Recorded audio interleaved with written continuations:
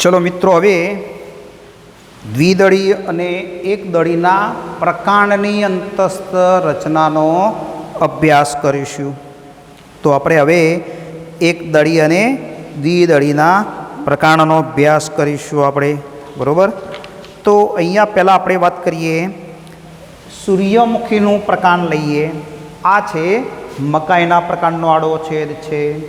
तो पहला आपणे सूर्यमुखी द्विदळीनुं प्रकांड लईशुं, बरोबर। सूर्यमुखीनुं जे प्रकांड छे एना उपर रोम बधा जोवा मळे छे। प्रकांड रोम आवेला छे एटले खरबचडी सपाटी धरावे छे।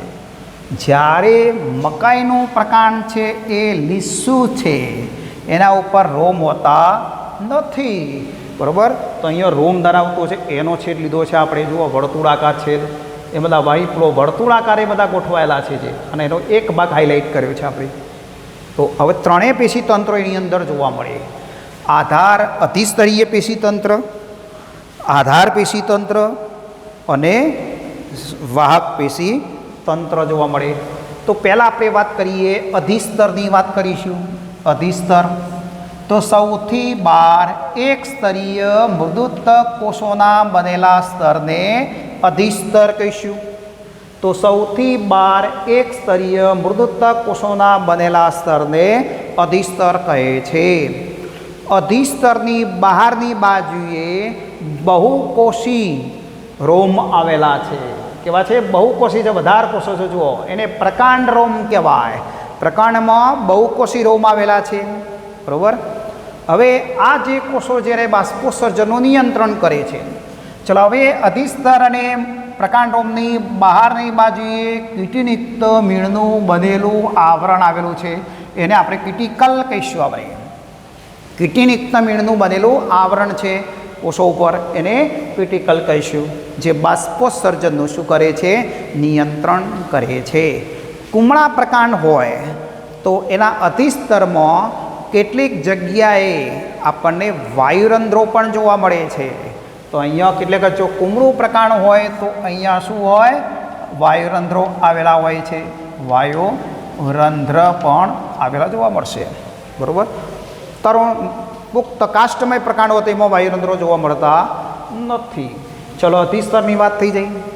અધસ્તર જુઓ, અધિસ્તરના નીચે, અધાયેલી નીચે, તો કોના નીચે? અધિસ્તરના નીચે 2 થી 3 સ્થૂલ કોણક પેશીના કોષોના બનેલા સ્તરને આપણે શું કહીએ છીએ? અધસ્તર કહીશું। તો અધસ્તર કઈ પેશી છે? સ્થૂલ કોણક। તો સૂર્યમુખીના પ્રકાંડમાં અધસ્તર કઈ પેશીનું બનેલું છે? તો સ્થૂલ કોણક પેશીના કોષોનું બનેલું છે, બરાબર। લંબગોળાકાર કોષો છે, બરાબર। ચલો બાહ્યકની વાત કરીએ। અંતબાહ્યક પણ કહેવાય। અધસ્તરના નીચે બહુસ્તરીય 3 થી 5 કોષોના બનેલા જે સ્તર છે એને શું કહેવાય? બાહ્યક કહીશું। આ બાહ્યકના કેટલાક કોષો જે રહ્યા ત્યાં નાના મૃદુત્તક કોષીથી આવરિત એક નલિકા જોવા મળે છે, જેને રાળ વાહિની કહીશું આપણે। જે રાળનો શું કરે છે? આ કોષો સ્ત્રાવ કરે છે, બરોબર। ક્ષીર કહીએ છીએ, ગુંદર જેવા પદાર્થનો પણ સ્ત્રાવ થતો હોય છે, તો એ રાળનો સ્ત્રાવ થશે, તો રાળવાહિનીઓ કહીશું આપણે। તો દ્વિદળીના પ્રકાંડમાં બાહ્યકમાં રાળવાહિની જોવા મળે। એ નીટમાં પ્રશ્ન હેતુલક્ષી માટે થઈ જશે। અરે ચલો અંતસ્તર જોઈએ। હવે અંતસ્તર બાહ્યકના નીચે એક સ્તરીય મૃદુત્તક કોષોના બનેલા સ્તરને શું કહેવાય? અંતસ્તર કહીશું। તો એક સ્તરીય મૃદુત્તક કોષોના બનેલા સ્તરને શું કહીએ છીએ? અંતસ્તર કહીશું। આ અંતસ્તરના કોષોની અંદર સ્ટાર્ચ કણોનો સંગ્રહ થયેલો છે। સ્ટાર્ચ સ્વરૂપે ખોરાકનો સંગ્રહ કણિકા સ્વરૂપે થયેલો છે, એટલે એને આપણે મંડકર્ણ સ્તર અથવા કાંચી સ્તર કહીશું। તો અંતસ્તરના કોષોમાં સ્ટાર્ચ કણોનો સંગ્રહ થયેલો હોય છે, બરાબર। ચલો પરિચક્રની વાત કરીએ। આખું આ પરિચક્ર છે જુઓ। તો અંતસ્તરના નીચે મૃદુતકીય અને દ્રઢોતકીય કોષોના બનેલા સ્તરને પરિચક્ર કહીશું। તો મૃદુતક દ્રઢોતકીય પરિચક્ર જોવા મળે। મૃદુતક કોષો છે, પછી દ્રઢોતક કોષો છે, પછી મૃદુતક કોષો, એટલે આ સ્તરને પરિચક્ર, જે મૃદુતક દ્રઢોતકીય પરિચક્ર કહેવાય છે। કઠિન અધોવાહી પણ કેટલાક શબ્દ વપરાય છે. આના માટે કઠિન અધોવાહી શબ્દ પણ કેટલાક ચોપડીમાં આપેલા હોય છે. તો વાહી પુલને યાંત્રિક મજબૂતાઈ પૂરી પાડે છે. આ ધરોધકો શું કરે છે? આ વાહી પુલને યાંત્રિક મજબૂતાઈ પૂરી પાડે છે. ચલો, અંતસ્તર અને અન્નવાક પેશીની વચ્ચે આવેલી પેશીને શું કહેવાય? દ્રઢોદક પેશી છે. એ પરિચક્ર બનાવે છે. કઠિન અધોવાહી પણ કહીશું એને આપણે, જે વાહી પુલને યાંત્રિક મજબૂતાઈ પૂરી પાડે છે. ચલો, પરિચક્રની વાત થઈ જઈ. ચલો હવે મજ્જાની વાત કરીએ. અને સંયોગી પેશી આ રહી એ સંયોગી પેશી છે, બરાબર. તો ચલો, સંયોગી પેશી જલવાકની આજુબાજુ આવેલી જે મૃદુતક પેશી છે એને એક જલવાક પેશીને એકબીજા સાથે જોડે છે. તો આ જોડવાનું કામ કરે છે પેશી, એને સંયોગી પેશી કહીશું આપણે.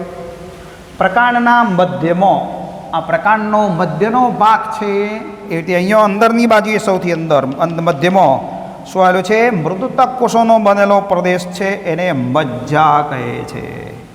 એને શું કહીશું આપણે? મજ્જા કહીશું આપણે, બરાબર. હવે અહીંયા બે પાસેના વાહી પુલો હોય ત્યાં બે પાસેના જે વાહી પુલો અહીંયા આવેલા હશે, બરાબર. બીજો વાહી પુલ અહીંયા ગોઠવાયેલો હશે, તો આપણે એક વાહી પુલ લઈ લીધો, બીજો વાહી પુલ લઈ લીધો. તો બે વાહી પુલના વચ્ચે અરીય રીતે ગોઠવાયેલા મૃદુતક કોષોની આ બનેલી જે રચના છે એને આપણે શું કહીએ છીએ? મજ્જા કિરણ, મજ્જાસુ અથવા મજ્જા રશ્મિ પણ કહે છે. તો એક વાહી પુલ છે, બીજો વાહી પુલ હોય, બે વાહી પુલોના વચ્ચે, બે વાહી પુલ છે એના વચ્ચે તો મૃદુતક કોષોની બનેલી અરીય જે રચના છે એને આપણે મજ્જા કિરણ કહે છે. બે વાહી પુલોને જુદા પાડે છે, બરાબર. તો વચ્ચે કિરણ જેવી આ રચના આવી છે જે પરિચક્ર અને મજ્જા સાથે સંકળાયેલ હોય છે, બરાબર. આ છેડે પરિચક્ર સાથે, અંદરના બાજુ મજ્જા સાથે જોડાયેલ હોય છે. ચલો, વાહક પેશી તંત્રની વાત કરીએ. અંતસ્તરની અંદરનો ભાગ મધ્યરમ કહેવાય, એટલું ધ્યાન રાખવાનું. તો અંતસ્તર, પરિચક્ર, મજ્જા કિરણ, મજ્જા સંયોગી પેશી બધું વર્ણન લખવાનું છે. બધું વાહી પુલની વાત કરવાની. ચલો, હવે વાહી પુલો જોઈએ આપણે અહીંયા. તો અહીંયા વાહી પુલો કેવા ગોઠવાયેલા છે એની વાત કરીશું, બરાબર.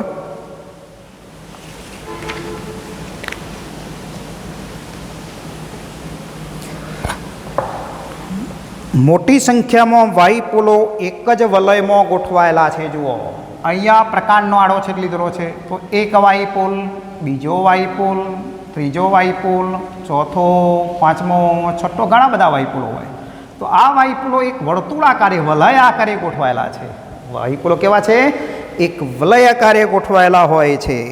તો આ વલયાકાર ગોઠવણી, વાહી પુલની વલયાકાર ગોઠવણી એ દ્વિદળી પ્રકારની લાક્ષણિકતા છે. દ્વિદળી પ્રકારનું લક્ષણ કયું? મેઇન મુખ્ય વાહી પુલો વર્તુળાકારે ગોઠવાયેલા હોય છે. ચલો, બીજો નંબરની વાત કરીએ આપણે કે એની અંદર વાહી પુલો કેવા છે? સહસ્ત. ચલો, સહસ્તાયો શબ્દ આપણા માટે આવે, બરાબર.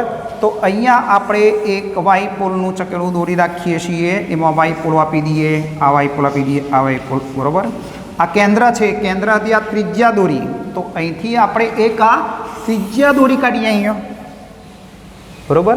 તો જલવાહક અને અન્નવાહકના એકમો એક જ ત્રિજ્યા ઉપર સાથે સાથે ગોઠવાયેલા હોય તો આવા વાહી પુલને શું કહેવાય?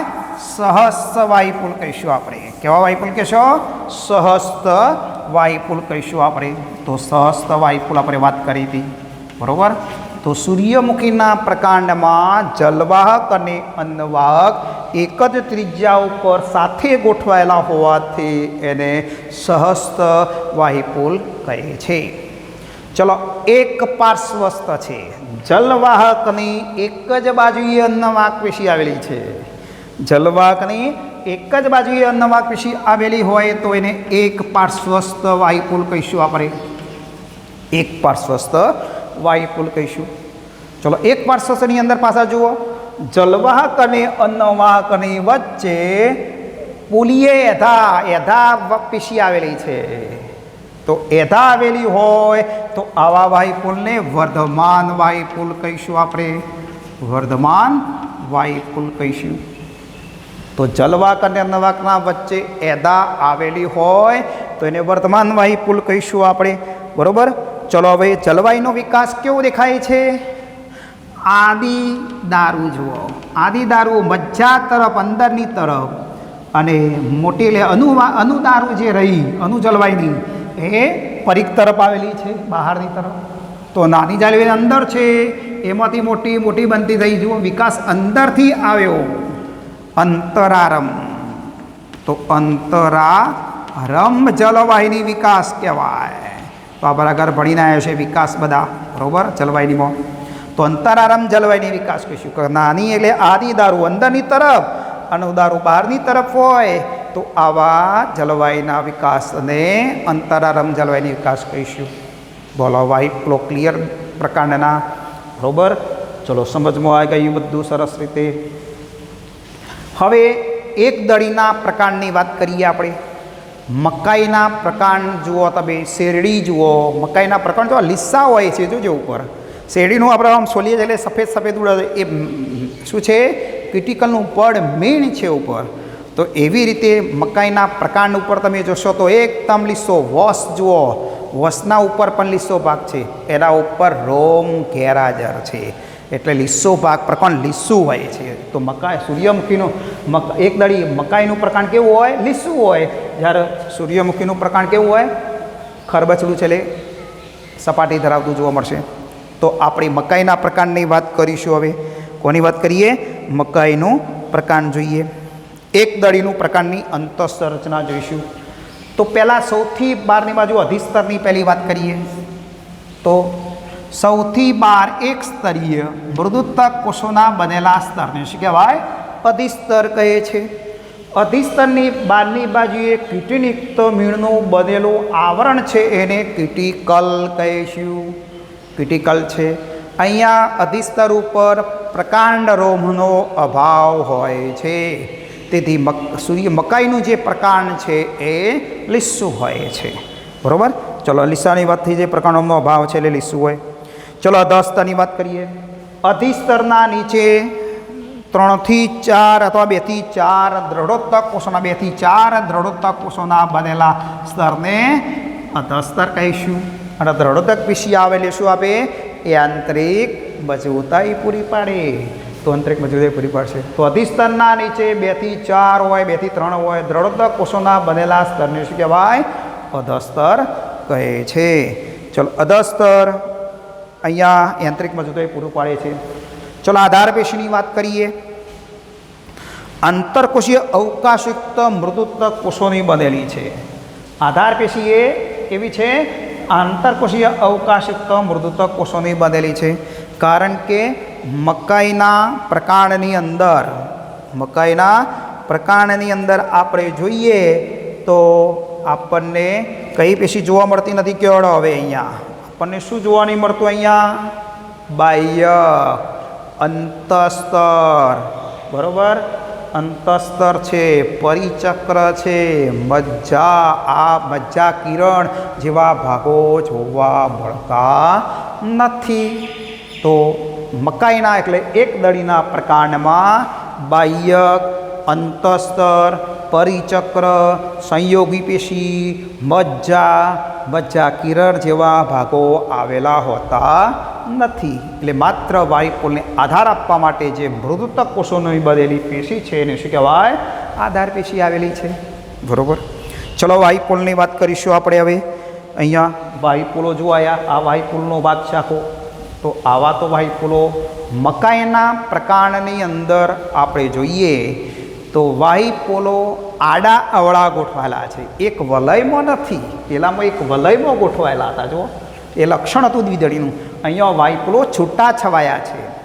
એમાં પરિઘ તરફના વાયુપુલો નાના હોય છે અને અંદર તરફ એમ ધીમે ધીમે વાયુપુલો મોટા કદના બનતા જાય છે. બરાબર. તો અહીંયા આપણે એક વાયુપુલ દોર્યો છે એની વાત કરી દઈએ. બરાબર. તો મકાઈના પ્રકાંડની અંદર વાહિપુલો જે આ કેન્દ્ર ગણી લો, અહીંથી આપણે તમે આમ દોરશો તો શું બનશે? ત્રિજ્યા બનશે, બરાબર. તો અહીંયા આપણે આધાર પેશીમાં વાહિપુલો છૂટા છવાયા છે, પરિઘ તરફના વાહિપુલો નાના હોય અને અંદર તરફનો વાહિપુલ કેવો હોય? મોટા કદનો હોય છે. તો વાહિપુલો સહસ્ત છે. જો આવું, જો અહીંયા એક ત્રિજ્યા દોરી કાઢીએ આપણે, આ પ્રકાંડ છે ને એમાંથી ગમે તે બાજુ ત્રિજ્યામાં દોરીએ તો થાય ને, તો ત્રિજ્યા દોરી કાઢીએ. જુઓ તો અહીંયા મકાઈના પ્રકાંડમાં જલવાહક અને અન્નવાહક એક જ ત્રિજ્યા ઉપર ગોઠવાયેલા હોય તો કેવા કહેવાય? સહસ્ત વાહિપુલ છે, બરાબર. સહસ્ત વાહિપુલ, બરાબર. સહસ્ત વાહિપુલ કહીશું. એક પાર્શ્વસ્થ છે, જલવાહકની એક જ બાજુએ અન્નવાહક પેશી છે, તો એક પાર્શ્વસ્થ વાહિપુલ છે. એક પાર્શ્વસ્થ વાહિપુલ કહીશું. જલવાહકની એક જ બાજુએ અન્નવાહક પેશી આવેલી છે. ચલો અહીંયા જુઓ, હવે એધા દેખાતી નથી, અહીંયા એધા હતી, અહીંયા એધા નથી. ક્યાં છે? તો જલવાહક અને અન્નવાહકની વચ્ચે એધા ગેરહાજર છે. તો ગેરહાજર હોય તો આવો વાહિપુલ કેવો કહેશો? અવર્ધમાન. અવર્ધમાન વાહિપુલ. તો જલવાહક અને અન્નવાહકની વચ્ચે એધા ગેરહાજર છે એટલે આપણે એને કેવો વાહિપુલ કહીશું? અવર્ધમાન વાહિપુલ કહીશું. ચલો વાહિપુલની ફરતે હવે જુઓ, આ વાહિપુલની ફરતે દ્રઢોત્તક કોષોનું બનેલું પર આવરણ છે, કારણ કે અહીંયા અંતસ્તર પરિચક્ર ગેરહાજર છે એટલે એના ફરતે દ્રઢોત્તક કોષોનું બનેલું આવરણ આવેલું છે, એને દ્રઢોત્તકીય પુલકંચુક કહીશું આપણે એને. તો વાહિપુલની ફરતે દ્રઢોત્તક કોષોનું બનેલું આવરણ આવેલું છે, એને દ્રઢોત્તકીય પુલકંચુક કહીશું, જે વાહિપુલને યાંત્રિક મજબૂતાઈ પૂરી પાડે છે. ચલો અહીંયા અન્નવાહક પેશીની અંદર કોનો અભાવ છે આપણે ભણીને આવ્યા હતા? અન્નવાહક મૃદુતક ના હોય. અન્નવાહક પેશીમાં અન્નવાહક મૃદુતકનો અભાવ હોય. એક દળીના પ્રકાંડમાં અન્નવાહક મૃદુતકનો અભાવ હોય છે. ચલો હવે વાહિપુલમાં કેટલાક જલવાહક મૃદુતકના કોષો અહીંયા અને આદિદારોના એકમો અહીંયા હતા, એ બધા વિઘટન પામી ગયા અને પોલાણ બને છે પાણી ભરેલું, જેને ભંગજાત કોટર કહીશું, ભંગજાત વિવર પણ કહીએ છીએ આપણે. તો મકાઈના પ્રકાંડના વાહિપુલમાં જલવાહક મૃદુતક અને આદિ જલવાયુના કેટલાક એકમો વિઘટન પામવાથી, બરાબર, તેઓ વિઘટનથી એક પોલાણ સર્જાય છે. એ પોલાણને ભંગ થઈ ગયો અહીંયા કોષોનો, અહીંયા આદિ દારૂ કેટલાક અને જલવાહક મૃદુતકના કોષો વિઘટન પામી ત્યાં કોટર રચાય છે, પોલાણ, એને ભંગજાત કોટર તરીકે ઓળખે છે. એમાં પાણી ભરેલું છે અને પાણીનો સંગ્રહ કરે છે. તો આ મકાઈના પ્રકારની રચના થઈ ગઈ. બોલો, ક્લિયર? સરસ રીતે ફાઇન તૈયારી કરો. આગળ જોઈએ, પર્ણની વાત કરીએ.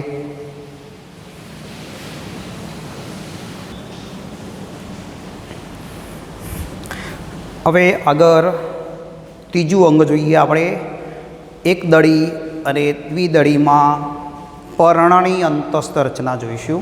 તો પહેલાં આપણે દ્વિદળી સૂર્યમુખીનું પર્ણ જોઈએ, પછી એક દળી મકાઈનું પર્ણ જોઈએ.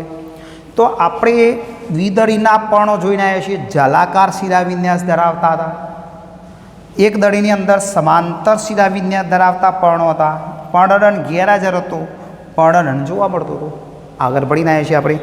તો આ પર્ણનો જ્યારે આપણે આડો છેદ લઈએ, યાર તે પર્ણને આમ કાપી દઈએ તો એની પટ્ટી જેવી રચના આખી આમ આરતી આમ જોવા મળશે.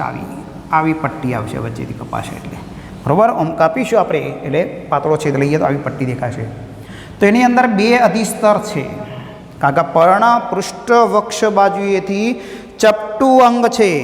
તો પર્ણ કેવું છે?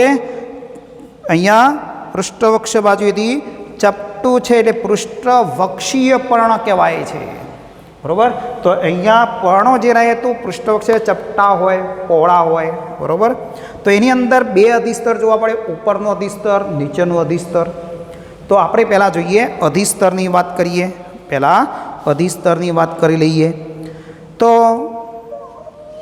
અધિસ્તરની ઉપરની જે સપાટી છે, અધિસ્તરની ઉપરની જે સપાટી છે એને આપણે ઉપરી અધિસ્તર કહીશું. અને નીચેનું જે અધિસ્તરની સપાટી છે એને અધિસ્તર એટલે નીચેનું. તો આ બંને અધિસ્તર એક સ્તરીય મૃદુતક કોષોના બનેલા હોય છે. તો એક સ્તરીય મૃદુતક કોષોનું બનેલું છે, બરાબર. હવે સૂર્યમુખીના પર્ણની અંદર ઉપરી અધિસ્તર અને અધ અધિસ્તર બંનેમાં બહુકોષી શું હોય? પર્ણરોમ આવેલા હોય છે. બહુકોષી પર્ણરોમ જોવા મળશે. ચલો, અધિસ્તરની બહારની સપાટી પર કીટીયુક્ત મીણનું બનેલું કીટીકલનું શું હોય? આવરણ હોય છે. આમાં બી આવરણ છે. તો કીટીકલનું આવરણ છે જે બાષ્પોત્સર્જનનું શું કરે છે? નિયંત્રણ કરે છે. તો અહીંયા આપણે જોઈએ દ્વિદળીના પર્ણની અંદર ઉપરી અધિસ્તર કરતો અધ અધિસ્તરમાં વાયુરંધ્રોની સંખ્યા વધારે છે. તો અહીંયા ઉપરી અધિસ્તરમાં એક છે, તો અહીંયા નીચે બે બધા, એટલે અધ અધિસ્તરમાં વાયુરંધ્રોની સંખ્યા કેવી છે? વધારે છે. રક્ષક કોષો જે વાલ આકારના હતા આપણે ભણીને આવ્યા છીએ. તો દ્વિદળીમાં ઉપરી અધિસ્તર કરતો અધ અધિસ્તરમાં વાયુરંધ્રોની સંખ્યા વધુ હોય છે. ચલો, હવે ત્યાર પછી જોઈએ અધિસ્તરની વાત થઈ ગઈ. આ કોની વાત કરીએ આપણે? અધિસ્તરની વાત કરી દીધી, બરાબર. મધ્ય પર્ણ પેશીની વાત કરીએ. આધારોત્તક પેશી તંત્ર જોઈએ હવે.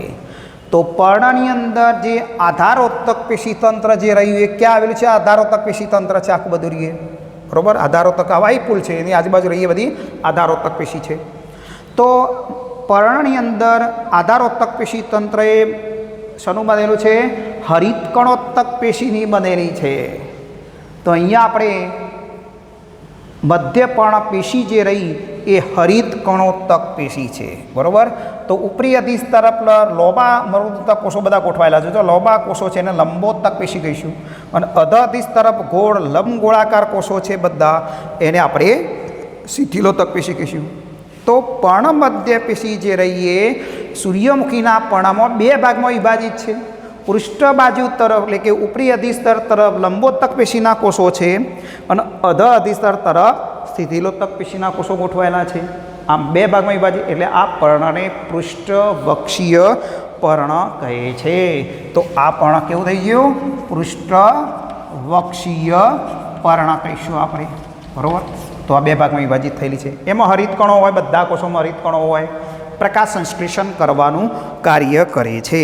તો આ પ્રકાશ સંશ્લેષણનું કાર્ય કરશે અહીંયા. ચલો, બીજો નંબરની વાત કરીએ. વાહક પેશી તંત્રની વાત કરીએ.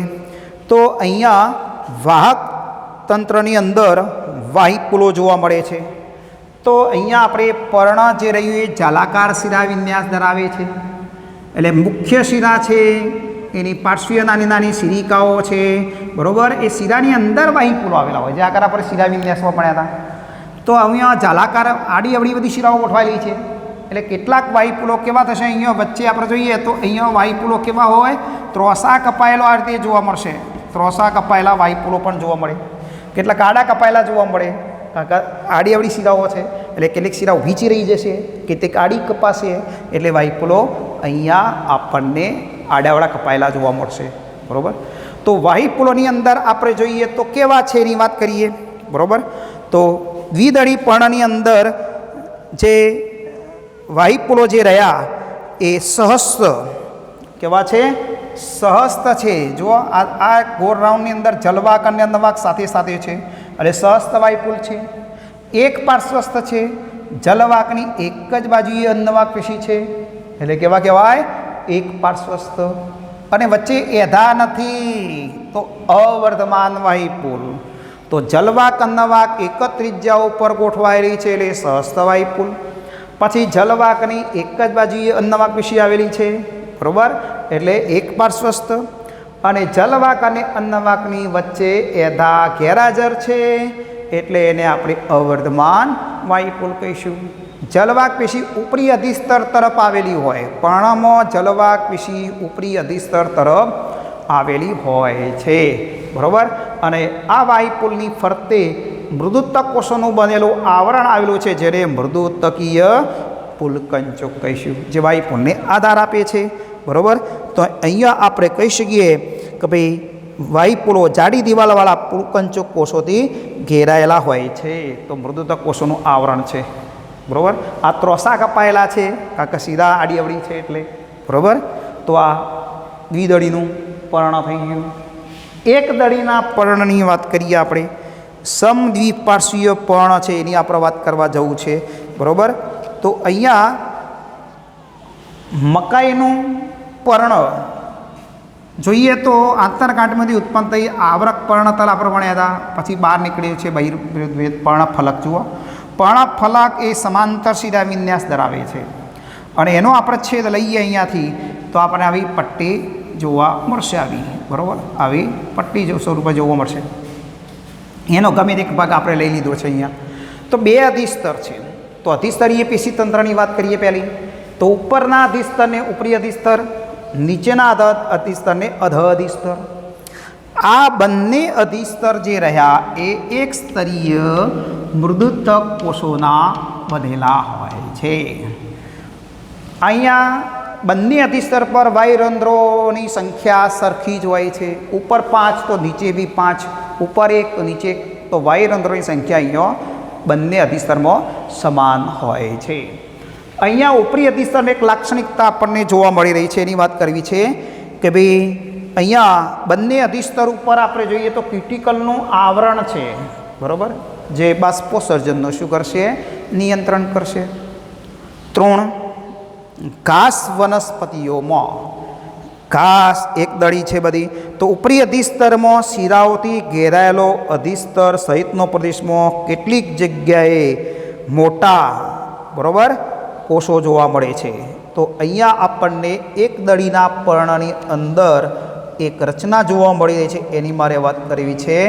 તો ઘાસ જેવી વનસ્પતિઓના ઉપરી અધિસ્તરની અંદર શિરાઓથી ઘેરાયેલ મોટા રંગહીન કોષોનો સમૂહ જોવા મળે છે. તો ઉપરી અધિસ્તરની અંદર 4 થી 5 થી 6 કોષોનો મોટો સમૂહ જોવા મળે છે. એને ભેજગ્રાહી કોષો કહીશું આપણે. એને કેવા કોષો કહીશું? ભેજગ્રાહી કોષો તરીકે આપણે એને ઓળખીએ છીએ. તો આ કોષો જે રહ્યા એ ભેજગ્રાહી કોષો મોટા, ખાલી અને રંગહીન, કશું અંદર કોઈ હરિત કણો એની અંદર આવેલા હોતા નથી, એટલે રંગહીન છે. તો ઉપરી અધિસ્તરની અંદર થોડા અંતરે આપણને 2 થી 5 મોટા કોષોનો સમૂહ જોવા મળે છે, એને ભેજગ્રાહી કોષો કહીશું. એ મોટા છે, ખાલી છે અને રંગહીન હોય છે, બરાબર. હવે આ કોષો શું કાર્ય કરે? યાંત્રિક કોષો પણ કહેવાય ને, બીજું નામ છે યાંત્રિક કોષ કહીશું, કોષો કહીશું આપણે, યાંત્રિક કોષો કહીશું. યાંત્રિક કોષોની બંને બાજુએ એક કોષી વક્રરોમ આવેલા હોય છે. એક કોષો શું આવેલા છે?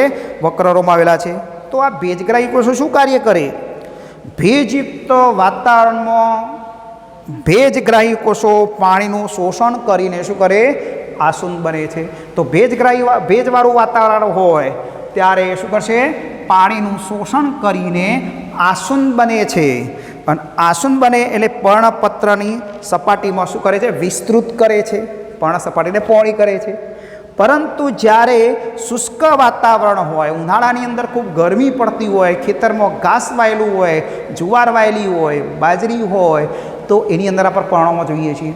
તો આવી ઘાસ જેવી વનસ્પતિની અંદર શુષ્ક વાતાવરણની અંદર પાણી એક તો ઓછું મળે છે, બરાબર. હવે શુષ્ક વાતાવરણમાં ભેજગ્રાહી કોષો શું કરશે? પાણીને શું કરે છે? ગુમાવે છે. જો એમને એમ જો પર્ણ ખુલ્લું રહે તો શું થાય? બાષ્પોત્સર્જન થઈ પાણી ગુમાવવાની ક્રિયા થાય. એક તો પાણી ઓછું મળતું હોય ખેતરમાં, અને પાછા જો આ કોષો પર્ણ ખુલ્લું પહોળું રહે તો ઉત્સેદન થઈ જાય પાણી, તો છોડ સુકાઈ જાય. આવું ન થાય એટલા માટે શુષ્ક વાતાવરણની અંદર ભેજગ્રાહી કોષો શું કરે છે? આ કોષો પાણી ગુમાવે છે અને પર્ણની એક કિનારીથી બીજી કિનારી શું થશે?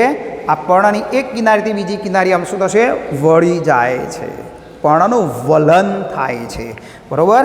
તો અહીંયા આપણને એ ભેજગ્રાહી કોષો પાણી ગુમાવી અને પાણીનો વ્યય અટકાવવા પર્ણની અંદરની બાજુએ વીંટળે વાળી દે છે. પર્ણનો ભૂંગળી વળી જાય છે, વીંટળો વાળી દે છે અને પર્ણ વલન પામે છે. વાયુરંધ્રો ઢંકાઈ જાય, પ્રકાશ ન મળે, વાયુરંધ્રો ખુલશે નહીં, એટલે બાષ્પોત્સર્જનનું નિયંત્રણ કરશે, બરાબર. તો આ રીતે ભેજગ્રાહી કોષો ભેજવાળા વાતાવરણમાં ભેજનું શોષણ કરી આસુન બને, એટલે પાછા શું જાય? આમ ખુલ્લા થઈ જાય, પર્ણને વિસ્તૃતિકરણ કરે. પાછા જ્યારે પણ પાણી ખેતરમાં ઓછું મળીએ અને શુષ્ક વાતાવરણ હોય ત્યારે એ કોષો પાણી ગુમાવશે અને શું કરશે, પર્ણની કિનારી એક કિનારી બીજી કિનારી વળી જશે, એટલે પર્ણના ક્ષેત્રફળમાં ઘટાડો કરી દેશે, જેથી બાષ્પોસર્જન ઘટે છે. તો આ રીતે એ કોષો આ કાર્ય કરે છે હલનચલનનું, એટલે યાંત્રિક કોષ તરીકે આપણે એટલા માટે એને ઓળખાવ્યા છે, કારણ કે ખુલ્લા થવા પારો વીંટળો વાળવો એ યાંત્રિક કોષ કામ કરશે. બરાબર. ચલો બીજો નંબર વાત કરીએ, મધ્ય પર્ણપેશીની વાત કરીએ. હવે મકાઈના પર્ણની અંદર મધ્ય પર્ણપેશી હરિતકણોત્તક પેશીની બનેલી છે. આમાં બી હરિતકણો, દરેકમાં હરિતકણો હોય. બરાબર. તો અહીંયા માત્ર અહીંયા પર્ણની અંદર લંબોતક અને શિથિલોતકમાં વિભાજન થયેલું નથી. અહીંયા લંબોતક છે, અહીંયા શિથિલોતક નથી. એવી રીતે અહીંયા લંબોતક શિથિલોતકમાં ભિન્નન પામેલી નથી. માત્ર આંતરકોષીય અવકાશવિહીન શિથિલોતક પેશીના કોષો ગોઠવાયેલા હોય છે. માત્ર આમાં હરિતકણોત્તક પેશી સમગ્ર ઉપર અને નીચે બંને બાજુ જુઓ શિથિલોતક પેશીના જ કોષો છે. કયા છે? શિથિલોતક પેશી આવેલી છે બંને બાજુ, સમાન છે બે બાજુ. એટલે આવા પર્ણને શું કહેવાય? સમદ્વિપાર્શ્વીય પર્ણ કહીશું આપણે. સમદ્વિપાર્શ્વીય પર્ણ કહીશું આપણે આને. બરાબર. સમદ્વિપાર્શ્વીય પર્ણ કહે છે. તો આ પર્ણ કેવું હતું? પૃષ્ઠવક્ષી હતું, કારણ કે બે ભાગમાં વિભિન્ન પામેલી હતી પેશી. અહીંયા એક જ પ્રકારની છે, એટલે સમદ્વિપાર્શ્વીય પર્ણ કહીશું. ચલો વાયુપોલોની વાત કરીએ. મકાઈના પર્ણની અંદર વાયુપોલો, કારણ કે સમાંતર શિરા વિન્યાસ છે. કેવા છે? અહીંયા સમાંતર શિરા વિન્યાસ છે. બરાબર. એટલે વાયુપોલો શિરામાં જ હોય, એટલે અહીંથી પર્ણ કાપીએ તો બધા વાયુપોલો એક સરખા કપાયેલા, આડા જ કપાયેલા હોય છે, કોઈ ત્રોસો કપાતો નથી. બરાબર. તો વાયુપોલો કેવા છે? સહસ્ત છે. જુઓ સહસ્ત, જલવાહક અને અન્નવાહક સાથે જ છે, એટલે સહસ્ત વાયુપોલ.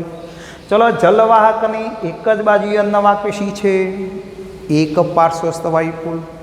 જલવાહક અને અન્નવાહકની વચ્ચે એધા ગેરહાજર છે, અવર્ધમાન વાયુપોલ કહીશું આપણે. બરાબર. તો અહીંયા આપણે જલવાહક પેશી જે રહીએ ઉપરી અધિસ્તર તરફ છે અને અન્નવાહક પેશી અધ અધિસ્તર તરફ. પર્ણમાં ફિક્સ જ છે રહીએ. ઉપરી અધિસ્તર તરફ જલવાહક, અધ અધિસ્તર તરફ અન્નવાહક પેશી આવેલી હોય છે. તો અહીંયા આપણને વાયુપોલની ફરતે જોઈએ તો દ્રઢોતક કોષોનું આવરણ છે પર્ણમાં, એને દ્રઢોતકીય પુલકંચુક કહીશું. એક દળીમાં દ્રઢોતકીય પુલકંચુક હોય અને દ્વિદળીમાં કયું હતું? મૃદુતકીય કોષોનું આવરણ, એટલે મૃદુતકીય પુલકંચુક કહીએ છીએ. આ રીતે આપણા આ પર્ણની અંદર પેશીઓ ગોઠવાયેલી હોય છે. ચલો થેન્ક યુ. ફાઇન.